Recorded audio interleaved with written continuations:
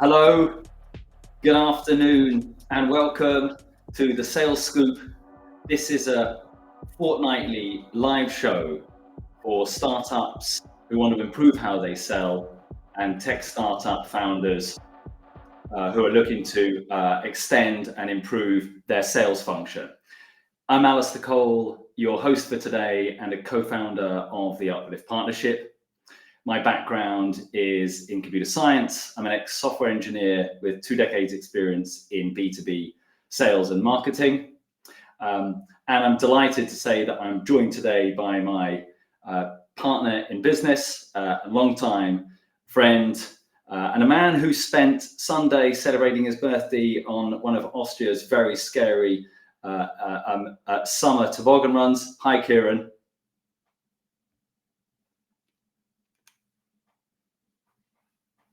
Can't hear you, mate. That's off to a flyer, as always. Hi, Alistair. Hello, everyone.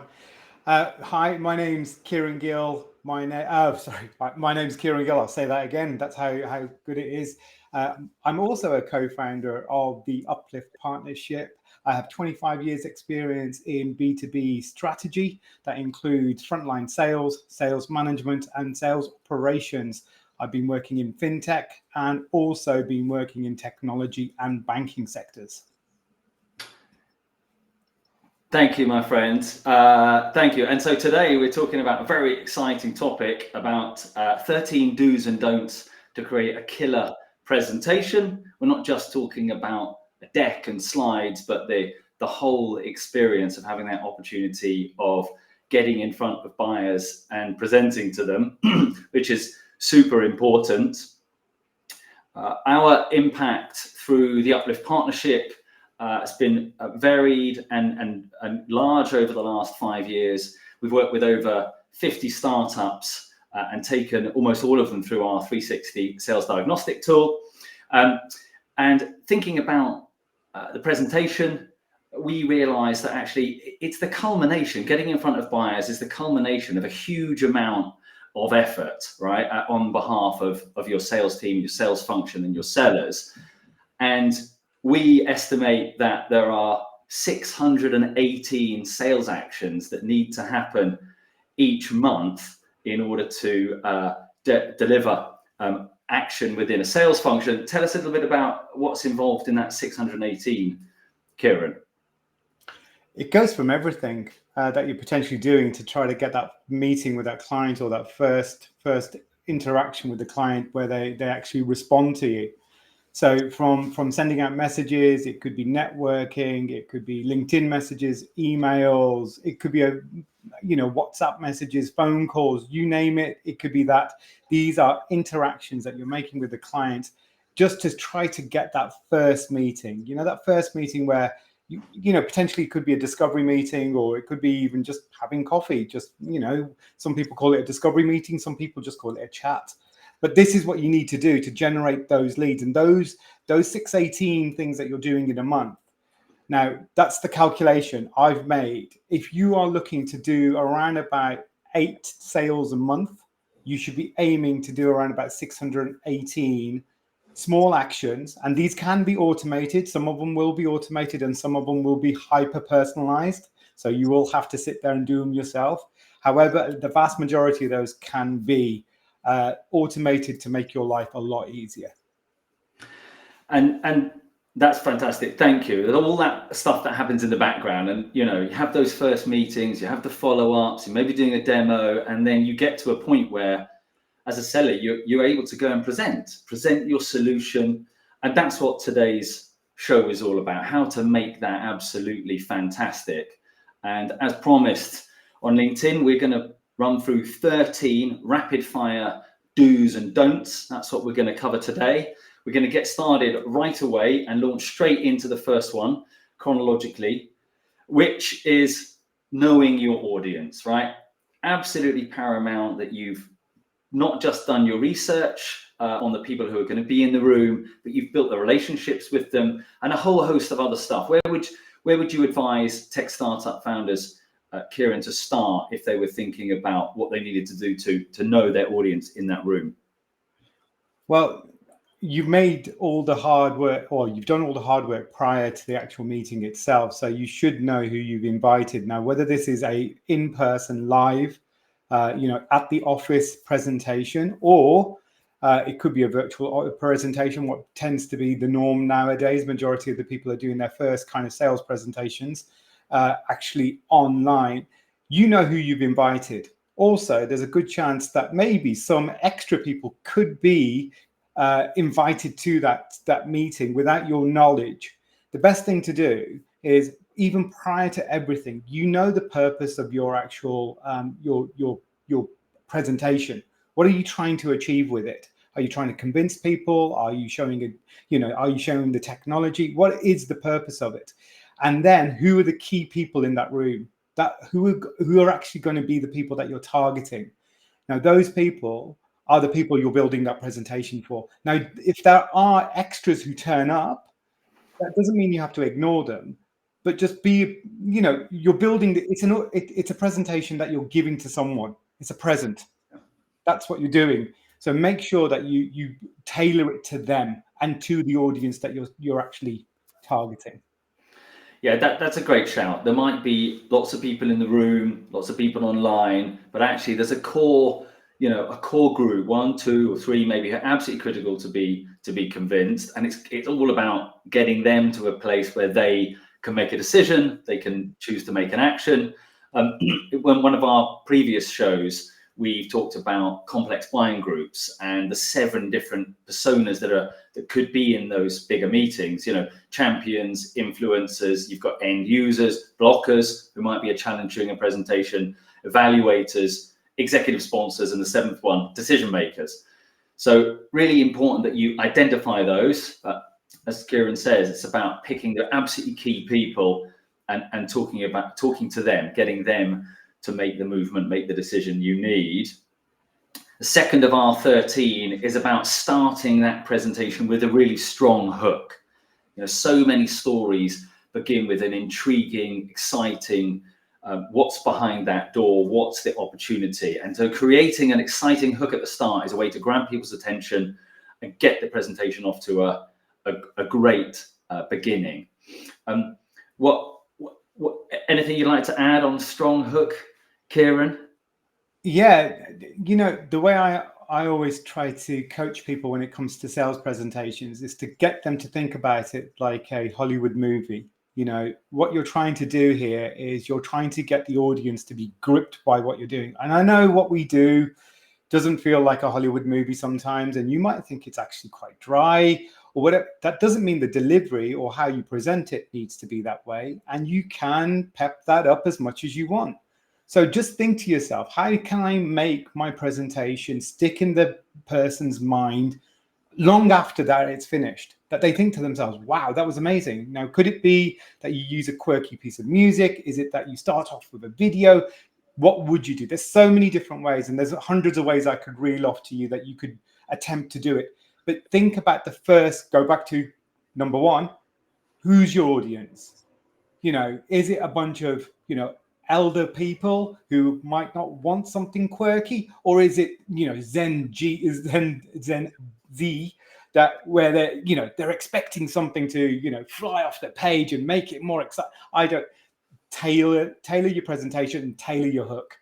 Yeah, thinking about that hook ahead of the show made me recall a story about George Lois, who was an American ad man, super famous, and one of his most famous quotes is that he thought advertising should be like poison gas, right? Now, I know that sounds a bit bellicose and a bit dangerous, but it should grab you. And even though this might not be advertising, it's that same idea that that hook is arresting, and it could be, it can be edgy, right? Because at least that grabs attention.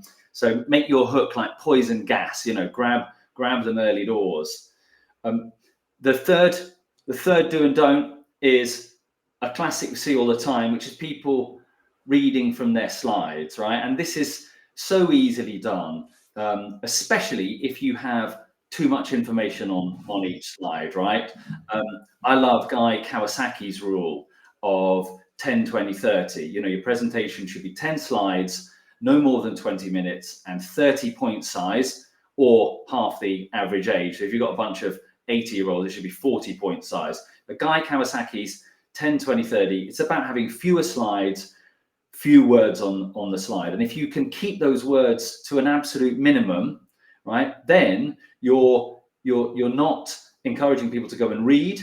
They're listening to you. But if you have got words on the slide, which happens, if you're reading them at about 120 words a minute. People are reading them at double that, 240. So they've already read all of it by the time you got halfway through. So you should be, if you've got information that they're reading, then your voiceover, what you're saying, should be extra, bonus content supporting that. And it can just be really boring, can't it, my friend? People turning around, you see the back of their head. You know, what are your thoughts on that?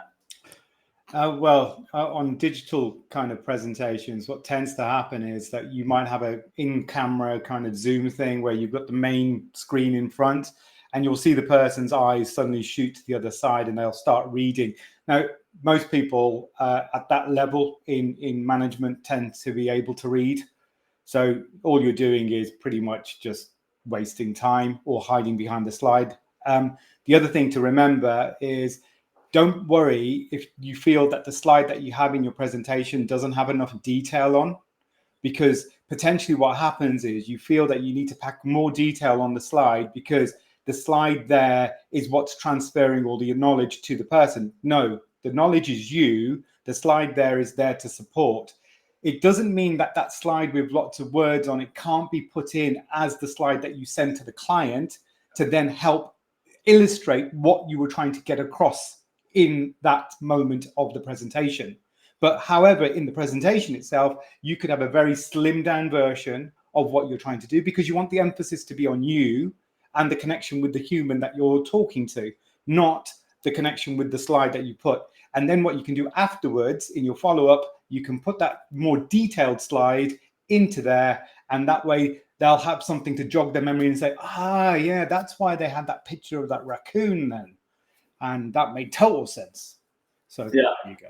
So the takeaways after the follow-up were covered, but they are two different things. What you send later doesn't have to be exactly the same. Talk then about connecting, with the audience, and that's our fourth point, which is you've got to engage and interact, right? If you start out just talking and you don't get an early response from the audience, you don't get somebody asking a question, then it's very easy for it to just turn into kind of a one-way delivery, and people will get bored, they're not involved.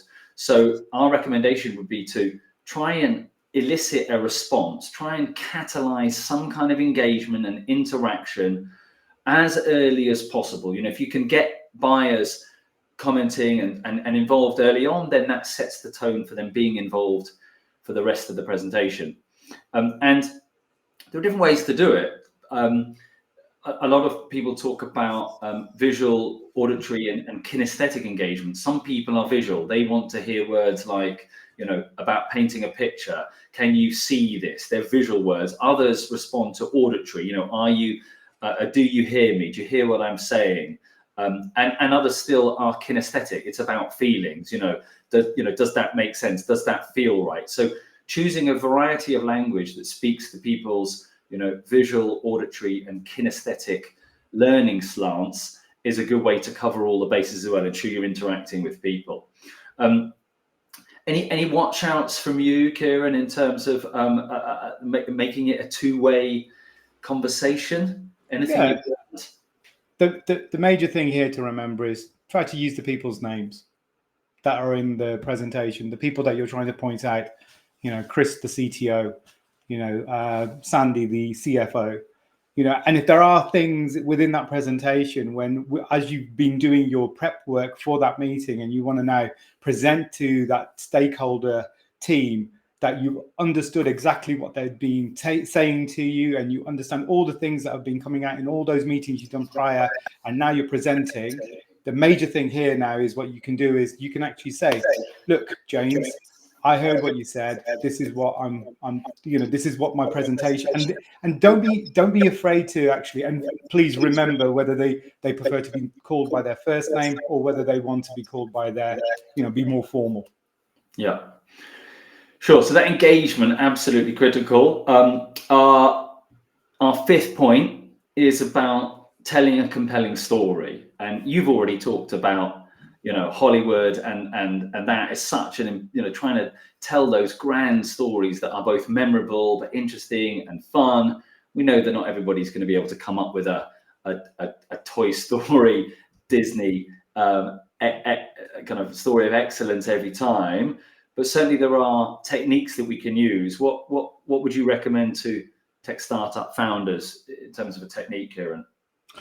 Technique-wise, my go-to technique is the hero's journey. What is from a gentleman, forgot his first name, surname was Campbell, in the sense from the 1940s. I think it was James Campbell, actually. And what you had there was where he created an actual graph of how stories were told and how people understand stories and why humans tell stories. And pretty much that same foundation can be used for our sales decks. Again, our information is going to be different compared to a Hollywood blockbuster, but we're going to use the same premise where you're going to have a challenge, you're going to have a solution, and you're going to have a benefit. And that's the same thing that happens to somebody in their journey in a movie. Now, you think about the character, this character tends to be the hero. That hero has a challenge, that they go off on a journey. On the way there, they find something that's going to help them.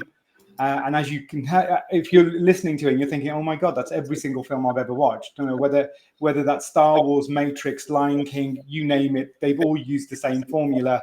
And by the end of it, they all get to the point where they achieve something amazing and the hero is changed. And the hero there, pretty much for us in sales, is our customer. Yeah. We want them to go on that journey. We want them to know that we hear their challenge. We know that they come from this desert planet that's been marauded by aliens. And now we're going to give them the plans to the Death Star that's going to help them overcome this. And by the end of it, they're going to make all the sales in the world, and we'll be able to, help them on their way. Yeah, fantastic. And you might have heard of the hero's journey before, but it's a good place to go when you've got your kind of presentation story arc mapped out. You go check in again. Maybe you've missed something. Structure your presentation along that. It's kind of 3 acts: as a beginning, a middle, and an end, right? So go look up the hero's journey again before your next presentation. You might get a couple of extra nuggets. Thank you, mate. Talking about the Death Star brings us very nicely onto our 6th point, which is about staying focused on outcomes, right? Outcomes are so important. And because that's what you're going to deliver. Your solution, your product, your service is going to create a better outcome for the buyer or buyers. And so staying focused on those outcomes is critical. It might be that there are blockers in the meeting coming in. It might be there are other questions trying to derail or other points of view trying to derail the presentation. Keep coming back to outcomes. You've got to stay on target, stay on task with firing those photon torpedoes into Death Star, block out the other things. Just keep coming back to the positive outcome that is going to be delivered by you and your offering. Great segue, lots of Star Wars going on. Let's keep going on to the 7th point of our 13, which is about leveraging data and evidence. On screen here, you can see an example of our 360 score, where we've scored a tech startup in our 7 areas, and they've got 42.1. Right? Numbers can be incredibly powerful, certainly by adding a detail, in this case, a kind of decimal point. That's adding more data, more evidence, more believability and authenticity to those numbers. And at the same time, it's important to have testimonials that work. What are how powerful are words and testimonials, Kieran? And again, you don't need to show this as a slide. You can do this as a video. It's easy to tuck away. Testimonials just verify to others. And obviously the audience loves to hear that other people in the same situation have had amazing outcomes doing the same thing with your solution. So always put testimonials into your presentation. The more, the better. and make sure that they actually are tailored to the people that you're speaking to. So if you've got a testimonial from a CFO and you have a CFO that you're speaking to, that's the one you should be using. Which is why we've pulled out a testimonial quote from Justin Lyon, CEO of an AI-powered simulation company. Absolutely our kind of ideal customer profile and the kinds of people that we help. And that's why we pulled that up there. Right, let's keep rolling. 9 minutes to go. Number 8 is about, not overloading with information. It's really easy, as we showed in the last point, that it's really important to bring in data and information to back up with evidence, and you can overwhelm buyers. I think recent Gartner report suggested that 43% would be the drop in quota attainment when sellers are overwhelmed by information and technology. So keeping that information to a minimum is important as well. I mean, I countless times I've both been overwhelmed by information, Kieran, that have been presented to me, and I've fallen foul and probably shown too much. What are your tips for trying to keep that to the right level? Think about trying to finish your presentation 5 minutes before you should finish it, and that will help you tailor. Try to do some prep beforehand so you have some running time. Obviously, there might be things that like technology or something might go wrong, so give yourself a bit of a breather. And also remember the other point that I made before, if you have got something that's very detailed, that doesn't stop you sending that information afterwards. It doesn't mean that you have to go through it there. And if the customer wants you to go into more detail, that's fine. That's for them giving you the green light to say, you can have those slides in the background and bring them up if someone says, actually, can we go into that a little bit more there because that was really interesting. Do the homework, have it there. If they don't want to have it, but make it punchy. Keep everything moving as quickly as you can, but at the same time, make it understandable. Yeah, great point. Removing stuff. You think you want to pack so much in, but actually less is more. And continuing on the kind of overload of information. Number 9 is about not using jargon, right? There's a load of abbreviations here and acronyms, and on the right-hand side, kind of some of Gen Z's most latest terms that are annoying or been described as annoying in the World Economic Forum's report recently. All of these things, right, are jargon. They're difficult to get through. People might not know what those abbreviations and acronyms mean, so just keep them out. Keep it plain spoken, and things are a lot easier to understand for everybody. I think that's especially true in today's kind of modern global workforce, where things like sarcasm aren't always understood by everybody in different languages. And so trying to make it as simple as possible in your language means that other nationalities or other mother tongues will be able to understand it. Number 10, we're talking about bringing too much information, and one of the things that people often do is just going too fast, talking too quickly, trying to pack too much in instead of slowing down and taking it easy. What can we do, Kieran, to kind of force ourselves or help ourselves to slow down?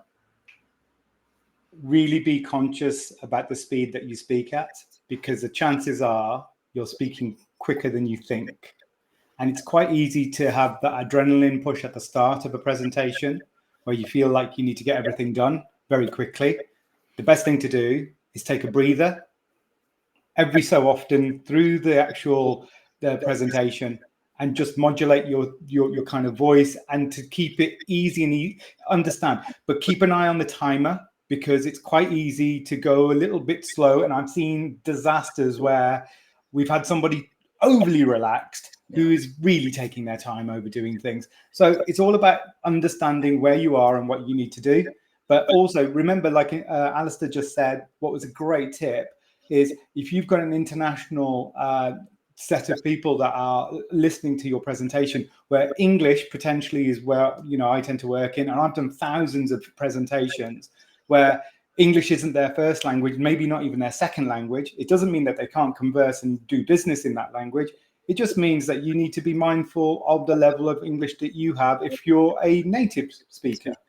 And that goes in any language. Just be mindful of the people you're speaking to, and keep the speed to a point where everybody understands it. And part of that being slow is about being prepared, right?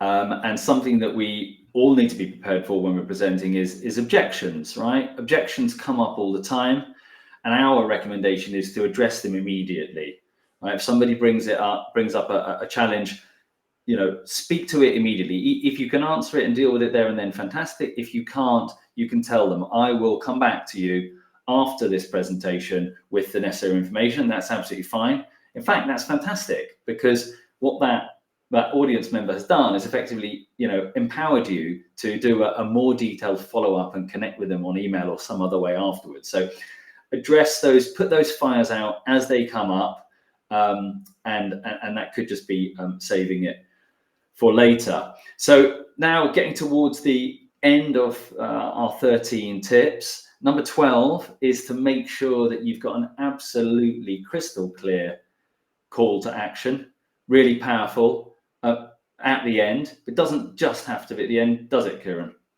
No, you can have other call to actions as you go along. The major thing is think about what your presentation is trying to do. What do you want the customer to do at the end of it? Is it to purchase your product? Is it to continue a conversation? Is it to start a proof of concept? What is the point of the presentation? So whatever it is, there has to be a call to action, and you have to be able to make that easy as possible for the client to follow up or do that thing that you expect them to do.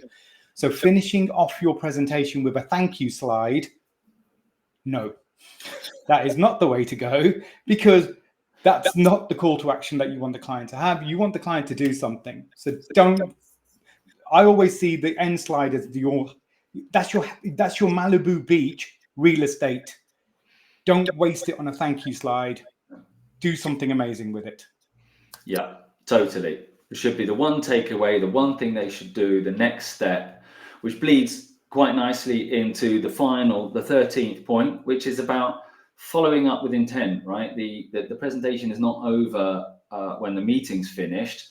You have an opportunity, you've engineered an opportunity to follow up with intent, and that is both, with maybe a slightly different set of slides or slightly different information that can be much fuller now that it's going to be read rather than presented, but also it's reiterating your call to action, and it's a fantastic opportunity to keep the ball rolling. You could argue that that's what it's all about. The whole presentation has been about sharing the journey, sharing the message, sharing the call to action, and then you have an opportunity to, outside of the meeting, to move things forward, and hopefully they have moved forward by the end of the session. So there are 13 do's and don'ts for a killer presentation. That is, as we said at the start, the culmination of all of the sales efforts, all 618 sales actions that you're doing month on month. That all rolls up into getting this opportunity. And one of the ways that we work with our clients is to measure that 618, how well they're doing. And we use our 360 sales diagnostic for that. And what's behind that 360 sales diagnostic, Kieran? We've got 7 categories that are split into 52 different parts. And what we do there is assess different parts of your sales process just to see what level of kind of maturity you have and where you are in your journey of making your business as successful as possible. And what we'll do there, after taking that benchmark, is build you a report that is tailored to your company, that then also gives you recommendations and a revenue roadmap on how to increase your business in the next, anywhere between 3 to 6 months, depending on what you're trying to achieve. And we'll then bring out this kind of platform for you where you'll be able to judge what you're doing, what needs to be done, and all your next moves. Fantastic, thank you. And if you're interested in that, you can head over to theupliftpartnership.com/360. It's 12:31. All that's left for me to do is talk about our next show. We're very excited to start thinking about the next calendar year. In 3 weeks' time, we're going to be presenting our 5 pillars, our 5 sales foundations for 2025. There's 5 that have emerged for us in the last few months that are going to be absolutely critical for sales teams at tech startups next year. And 3 weeks today, on September the 3rd, Tuesday, September the 3rd, we will be live here on LinkedIn again for 5 sales foundations for 2025. So come and join us and hear what we think the crucial pillars are for sales in tech startups next year. Fantastic. Thanks for your time. Any final thoughts, Kieran, on pillar presentations? Yeah, the major thing I would turn around to say to everybody, think about your customer, think about the 13 things that we've spoken about today, and tailor your presentations to the people you're speaking to. It's horrible to see a generic presentation being dragged out to every single client, and especially when you're selling something that can be tailored. So, don't be afraid to tailor that. But at the same time, think about the things that we've spoken about today. Awesome. Thanks very much for your time. Thanks for watching, listening, everybody. Until next time,